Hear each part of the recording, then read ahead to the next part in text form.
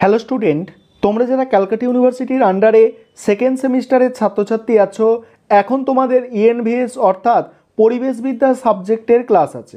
আজকের ক্লাসে তোমাদের 2 নম্বর অধ্যায় থেকে গুরুত্বপূর্ণ দুটি 5 নম্বরের প্রশ্নের উত্তর নিয়ে আলোচনা করব। প্রশ্নের অ্যান্সারগুলো তোমরা বুঝে নাও।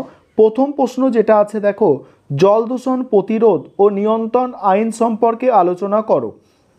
অ্যান্সারটা দেখো, জনস্বাস্থ্য একটি সামাজিক বিষয়।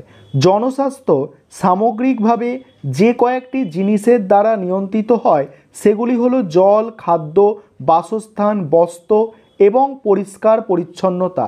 নিরাপদ ও পানের যোগ্য জল সরবরাহ করা সম্ভব না হলে জনস্বাস্থ্য সুনিশ্চিত করা সম্ভব হয় না।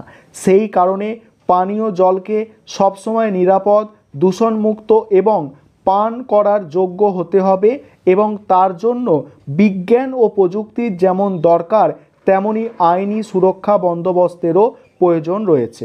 এই উদ্দেশ্যে 1974 সালের জল দূষণ প্রতিরোধ ও নিয়ন্ত্রণ আইন তৈরি হয়। তারপরে দেখো, জল দূষণ প্রতিরোধ ও দূষণ নিয়ন্ত্রণ আইন 1974 অনুসারে কেন্দ্রীয় দূষণ নিয়ন্ত্রণ পর্ষদের কাজ কি বলা হয়েছে দেখো, এই আইনের বলে কেন্দ্রীয় দূষণ নিয়ন্ত্রণ পর্ষদের কাজ হলো এক, রাজ্য স্তরে বিভিন্ন দূষণ নিয়ন্ত্রণ পর্ষদের কাজগুলির মধ্যে যোগসূত্র স্থাপন করা। দ্বিতীয় হচ্ছে জল দূষণ সম্পর্কিত বিভিন্ন তথ্য সংগ্রহ করা। 3 হচ্ছে জল দূষণ প্রতিরোধ ও নিয়ন্ত্রণের জন্য সব ধরনের সাহায্য দেওয়া। এছাড়া কেন্দ্রীয় সরকারকে জল দূষণ প্রতিরোধ ও নিয়ন্ত্রণের জন্য পরামর্শ দেওয়া ও এই কেন্দ্রীয় নিয়ন্ত্রণ পর্ষদের কাজ। তারপরের পয়েন্ট কি বলা হচ্ছে, জল প্রতিরোধ ও দূষণ নিয়ন্ত্রণ আইন 1974 অনুসারে রাজ্য দূষণ নিয়ন্ত্রণ পর্ষদের কাজ। এখানে 1 নম্বর কাজ হচ্ছে নদী, নলকূপ ও পাতকুয়ার জলে দূষণ প্রতিরোধ, নিয়ন্ত্রণ ও হ্রাস করার উদ্দেশ্যে সঠিক পরিকল্পনা গ্রহণ করা। পরের পয়েন্ট হচ্ছে, এটা 2 নম্বর হবে। 2 হচ্ছে রাজ্য সরকারকে জল দূষণ নিবারণের জন্য পরামর্শ দান করা। 3 নম্বর হচ্ছে জল দূষণ সংক্রান্ত তথ্য সংগ্রহ করা এবং দূষণ প্রতিরোধ, নিয়ন্ত্রণ ও হ্রাস করার উদ্দেশ্যে তথ্য সরবরাহ করা। 4 হচ্ছে জল দূষণ নিয়ন্ত্রণের জন্য গবেষণায় উৎসাহ দান করা। 5 হচ্ছে কেন্দ্রীয় দূষণ পর্ষদের সঙ্গে সহযোগিতা স্থাপন করা।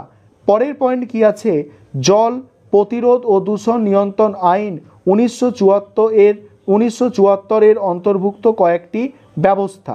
1 নম্বর কি আছে, এই আইনের 24 ধারা অনুসারে কোনো ব্যক্তি নদী, পুকুর, জলাশয়, পাতকুয়ো বা তার পাড় ও তলদেশে কোনো ধরনের বিষাক্ত ও দূষিত পদার্থ ফেলতে পারবে না। দ্বিতীয় পয়েন্ট আছে, এই আইনে 25(1) ধারা অনুসারে রাজ্য দূষণ নিয়ন্ত্রণ পর্ষদের অনুমতি ছাড়া কোনো ব্যক্তি এমন কোনো শিল্প, কারখানা বা উৎপাদন সংস্থা স্থাপন বা পরিবর্তন বা সম্প্রসারণ করতে পারবে না যেগুলি থেকে দূষিত আবর্জনা নদী বা পুকুর বা পাতকুয়া বা যে কোনো ধরনের কূপের মধ্যে নিক্ষিপ্ত হওয়ার আশঙ্কা আছে। 3 নম্বর বলা হচ্ছে, এই আইনের 25(2) ধারা অনুসারে কোনো ব্যক্তি রাজ্য দূষণ নিয়ন্ত্রণ পর্ষদের অনুমতি ছাড়া কোনো তরল দূষিত পদার্থ বা দূষিত আবর্জনা সরানোর জন্য কোনো নতুন নালা বা নির্গম পথ নির্মাণ করতে পারবে না, এমনকি পুরাতন নির্গম পথের পরিবর্তন করতে পারবে না। 4 নম্বর বলা হচ্ছে, উক্ত আইনের 41(1) ধারা অনুসারে কোনো ব্যক্তি এই আইনে বর্ণিত ব্যবস্থাগুলিকে লঙ্ঘন করলে তাকে 3 মাসের জেল বা 5,000 টাকার জরিমানা বা দুটি শাস্তি একই সঙ্গে দেওয়া যেতে পারে। তার পরের প্রশ্নের অ্যান্সারটা দেখে নাও। পরের প্রশ্ন যেটা আছে দেখো, পরের প্রশ্ন হচ্ছে বায়ু দূষণ প্রতিরোধ ও নিয়ন্ত্রণ আইন সম্পর্কে আলোচনা করো। অ্যান্সারটা দেখো, পরিবেশ সংক্রান্ত মামলার রায়ে ভারতের সুপ্রিম কোর্ট বলেছেন, প্রতিটি মানুষের একটি সুস্থ দূষণমুক্ত পরিবেশে বেঁচে থাকার অধিকার আছে। যেহেতু পরিবেশের অন্যতম উপাদান হলো বায়ু, তাই নির্মল দূষণমুক্ত শ্বাস নেওয়ার যোগ্য বায়ু বাতাসের অধিকার, বলছে বাতাসের অধিকার প্রতিটি ভারতবাসীর রয়েছে। এই অধিকার কায়েম করার জন্যই বায়ু দূষণ প্রতিরোধ ও নিয়ন্ত্রণ করা দরকার। তার জন্য বিজ্ঞান ও প্রযুক্তির যেমন দরকার তেমনি আইন সুরক্ষা বন্দোবস্তেরও প্রয়োজন রয়েছে। এই উদ্দেশ্য পূরণে 1981 সালে বায়ু দূষণ প্রতিরোধ ও নিয়ন্ত্রণ আইন তৈরি হয়। তারপরে বলা হচ্ছে পরের পয়েন্ট, বায়ু দূষণ প্রতিরোধ ও দূষণ নিয়ন্ত্রণ আইন 1981 অনুসারে রাজ্য দূষণ নিয়ন্ত্রণ পর্ষদের কাজ। 1 নম্বর কাজ কি আছে দেখো, বায়ু দূষণ প্রতিরোধ ও নিয়ন্ত্রণের জন্য রাজ্য দূষণ নিয়ন্ত্রণ পর্ষদ সার্বিক পরিকল্পনা গ্রহণ করবে এবং ওই পরিকল্পনা রূপায়ণ করবে। এই বিষয়ে রাজ্য সরকারকে পরামর্শ দেবে।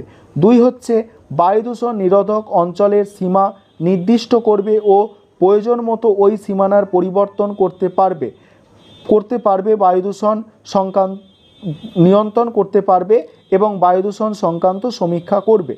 পরের পয়েন্ট আছে বায়ু প্রতিরোধ ও দূষণ নিয়ন্ত্রণ আইন 1981 অনুসারে কয়েকটি ব্যবস্থা। কি ব্যবস্থা আছে দেখো, 1 নম্বর হচ্ছে আলোচ্য আইনের 21, 22, 24 এবং 50 নম্বর ধারা অনুসারে যে শিল্প সংস্থাগুলি বায়ু দূষণ নিয়ন্ত্রণ আইনের আওতায় আনা হয় সেগুলি কি কি দেখো, অ্যাসবেস্টার এবং অ্যাসবেস্টার জাত সামগ্রী উৎপাদন শিল্প। পরে হচ্ছে দেখো সিমেন্ট ও সিমেন্টজাত সামগ্রী উৎপাদন শিল্প। তারপরে সেরামিক শিল্প, রাসায়নিক শিল্প, ইঞ্জিনিয়ারিং শিল্প, ধাতু নিষ্কাশন শিল্প, সার শিল্প, খাদ্য এবং কৃষিজাত দ্রব্য প্রক্রিয়াকরণ শিল্প, খনি শিল্প, বিদ্যুৎ উৎপাদন শিল্প, পেট্রো রসায়ন ইত্যাদি শিল্প। ঠিক আছে। তারপর 2 নম্বর পয়েন্ট কি বলা হচ্ছে, বায়ু দূষণ প্রতিরোধের উদ্দেশ্যে কোনো ব্যক্তি রাজ্য দূষণ নিয়ন্ত্রণ পর্ষদের অনুমতি ছাড়া কোনো শিল্প স্থাপন করতে পারবে না। 3 নম্বর বলা হচ্ছে শিল্প সংস্থাগুলি বায়ু দূষণ করতে পারবে না, বায়ু দূষণ প্রতিরোধের জন্য উন্নত প্রযুক্তি ও যন্ত্রপাতির সাহায্য নেবে। আর পরের পয়েন্ট আছে যানবাহন থেকে বায়ু দূষণ হলে তা নিয়ন্ত্রণের জন্য ব্যবস্থা নিতে হবে। তারপরের পয়েন্ট দেখো, তারপরের পয়েন্ট আছে আলোচ্য আইন অনুসারে আইন ভঙ্গকারী ব্যক্তির 3 মাসের জেল বা 10,000 টাকা জরিমানা বা প্রয়োজনে এই দুটি একসঙ্গে প্রযোজ্য হবে। এই ছিল আজকে তোমাদের ক্লাস। গুরুত্বপূর্ণ 2টো প্রশ্নের উত্তর নিয়ে আলোচনা করলাম।